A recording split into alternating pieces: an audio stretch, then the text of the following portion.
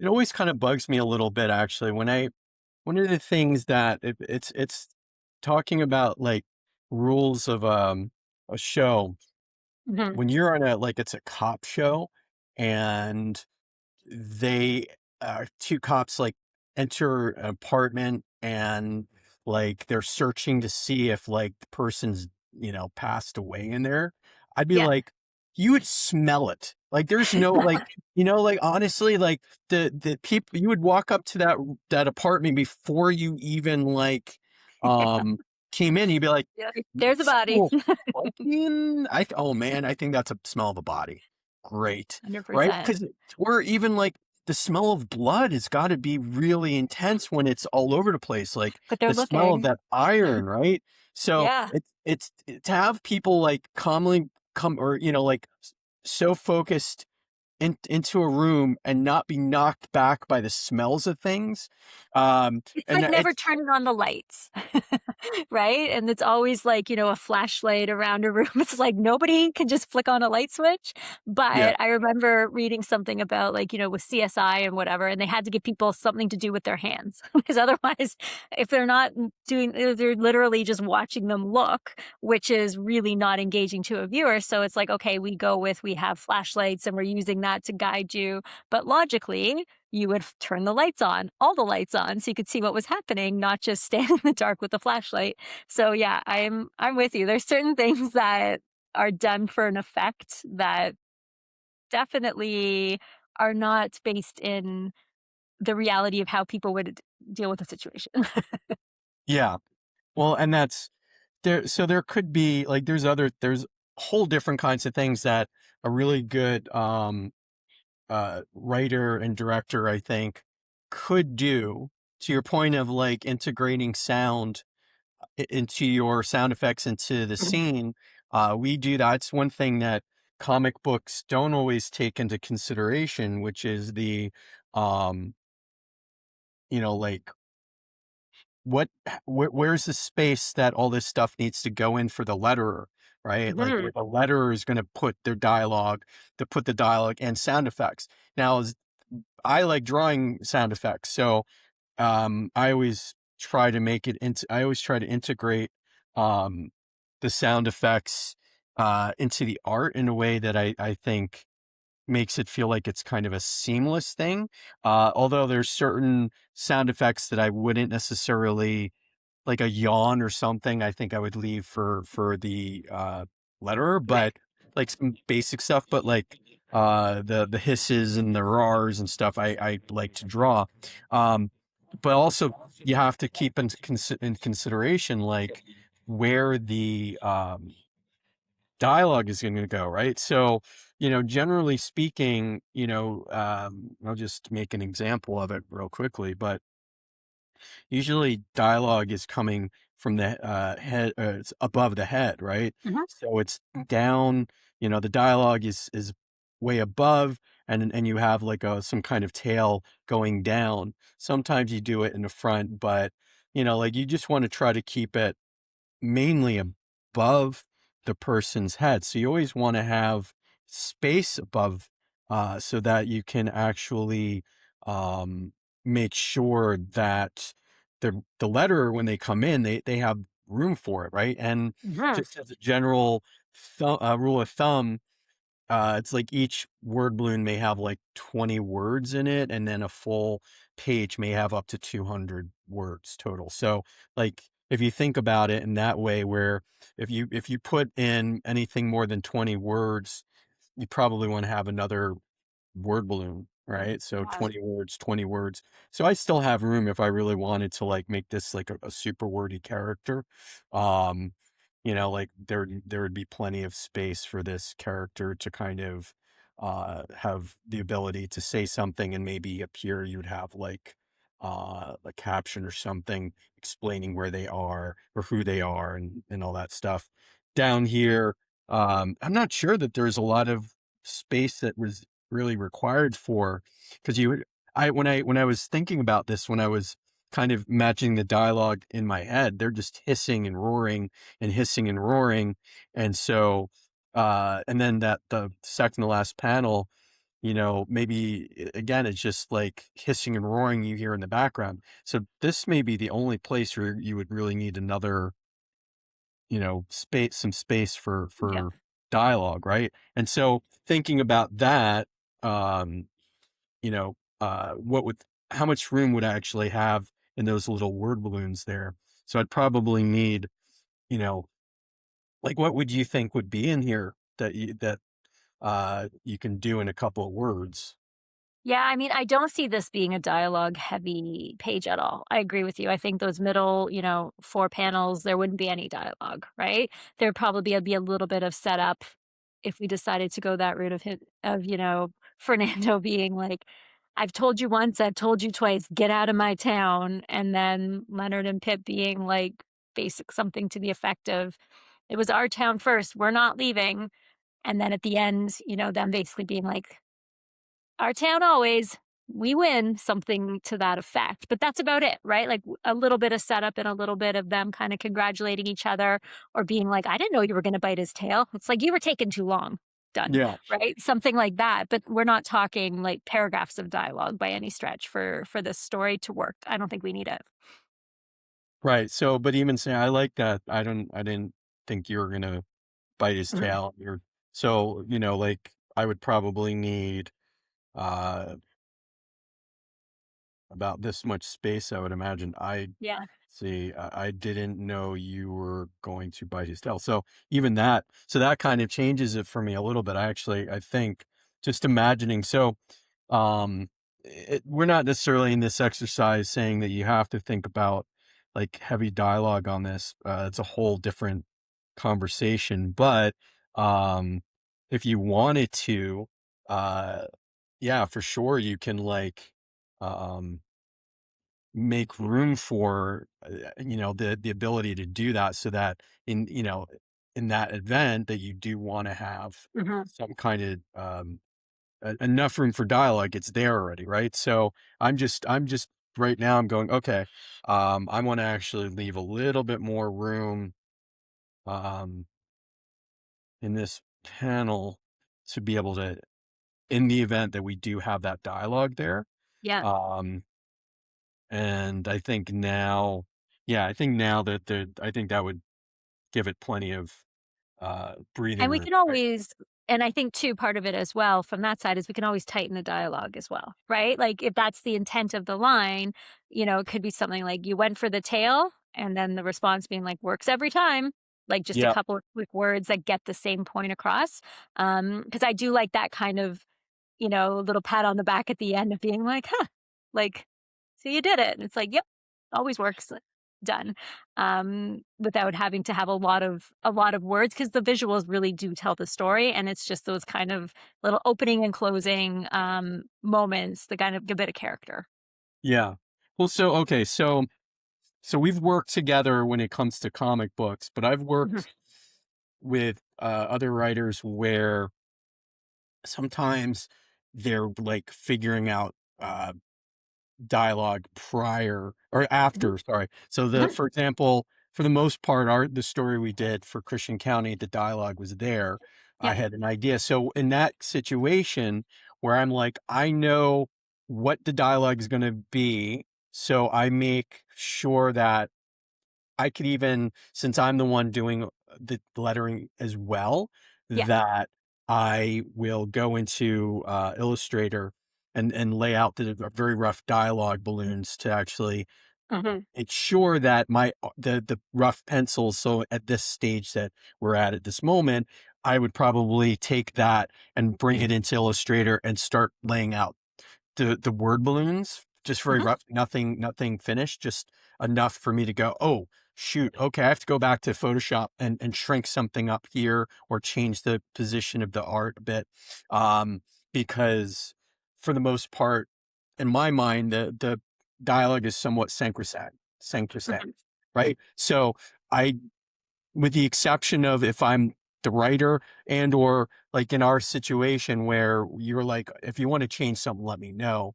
Yeah. But if I'm working with another writer where I'm like, my what I'm doing is essentially just I'm here to take your script and do the best I can with the directions that you've given me in that script.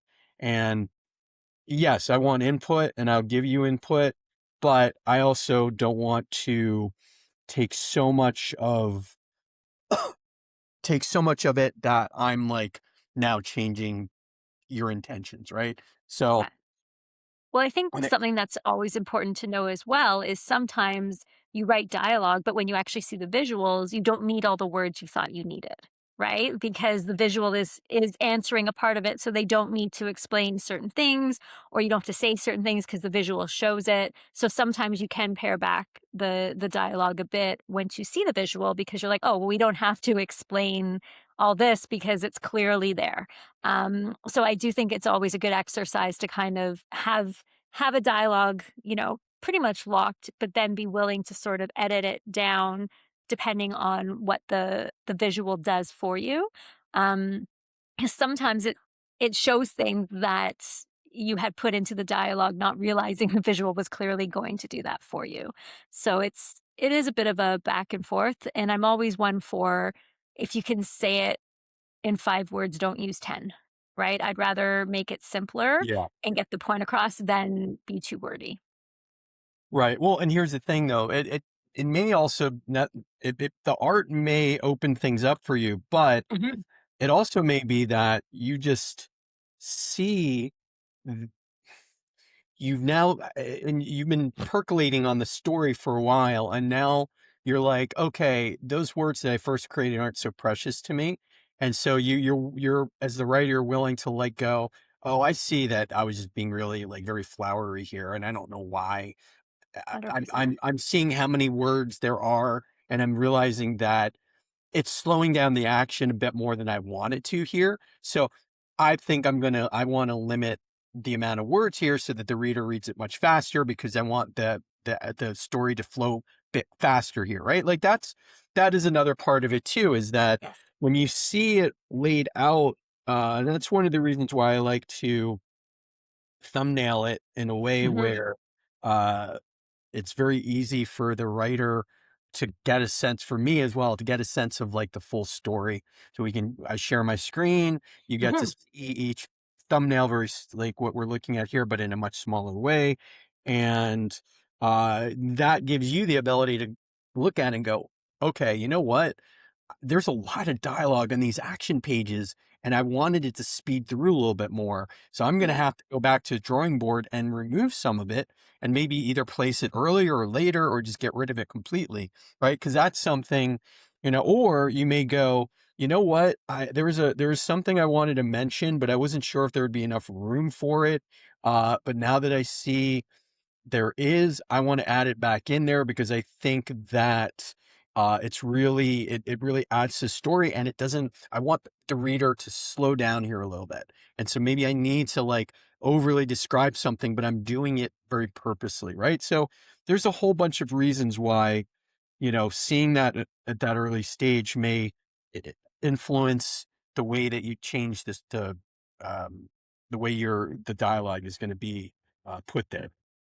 absolutely, and I think it's the fact too of, like, writing for a visual medium is different, right? Like, when you're just writing a story that is just words on the page and you're doing all of the world building and the painting of the visuals through words, it's very different to when it's paired with visuals, and that's why sometimes there might be things be like, "Oh, I do need to mention this because it didn't come through in the visual the way I expected it to," or, "I no longer need to mention this because the visual is doing that." Like, the character doesn't have to necessarily go, "Oh, I'm so angry," because the visual is doing that for you, right? You can remove those words because you're looking at the face of the character and it's clear.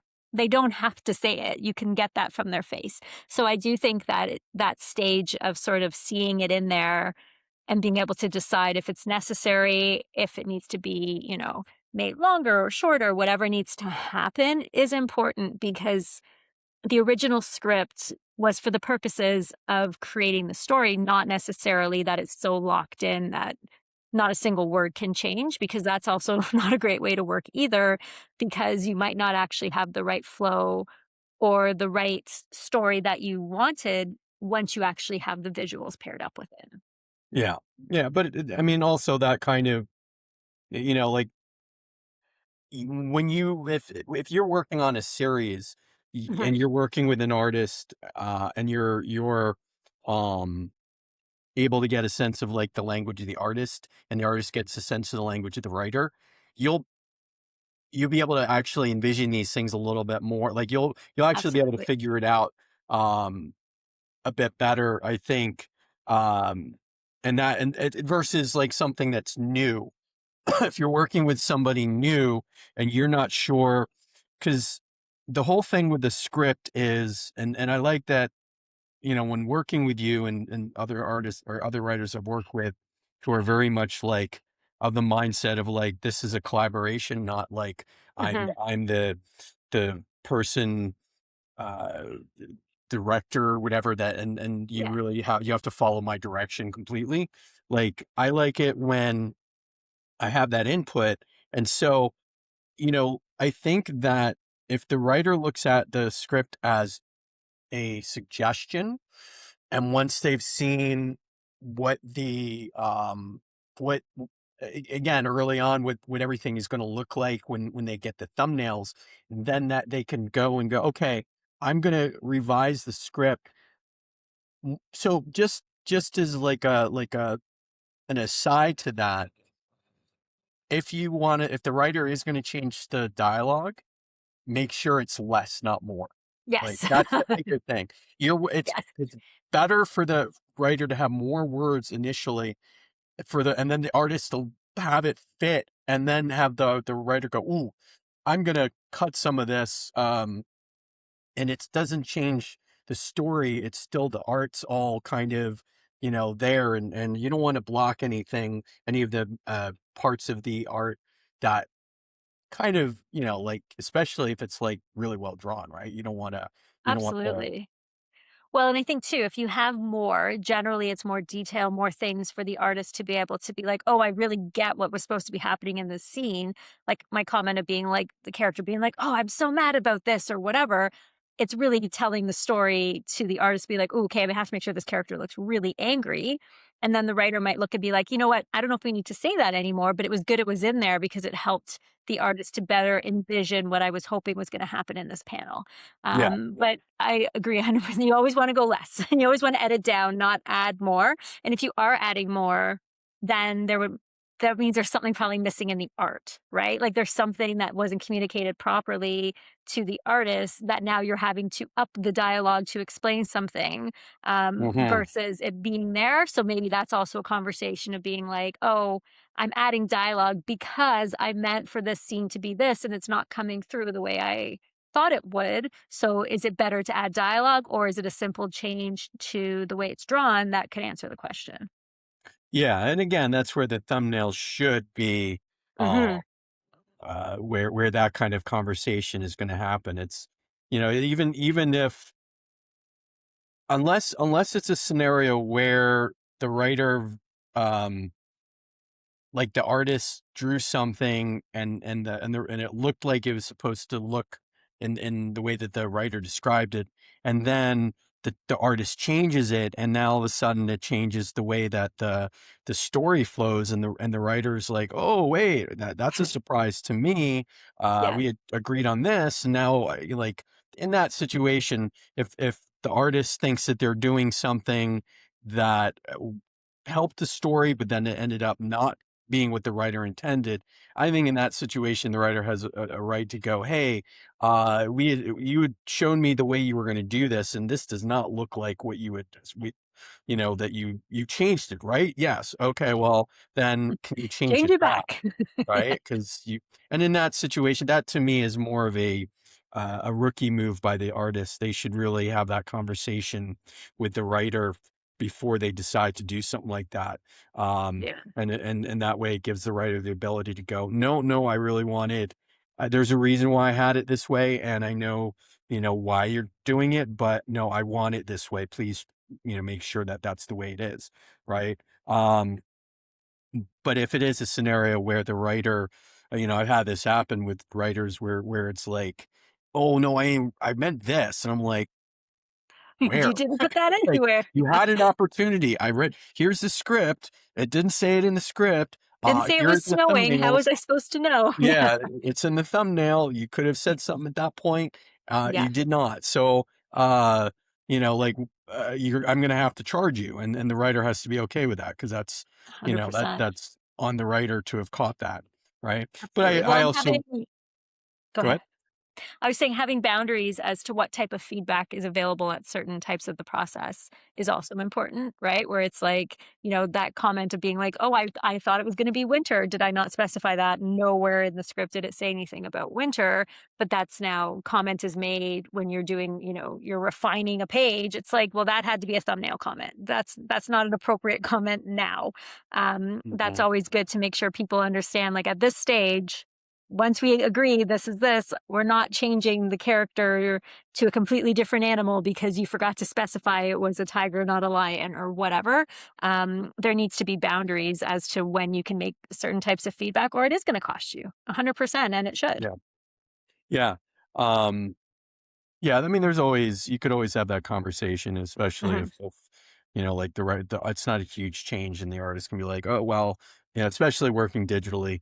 For me, sometimes if it's like, can you just like, I know I said make them with a smaller, you know, like or like that they were supposed to be a baseball bat, but I decided a sledgehammer's better, and you're only seeing it one time, so it's like, yeah, that's not a big deal. I can Yeah, certain things are changeable, other things are much bigger changes. Yeah, exactly.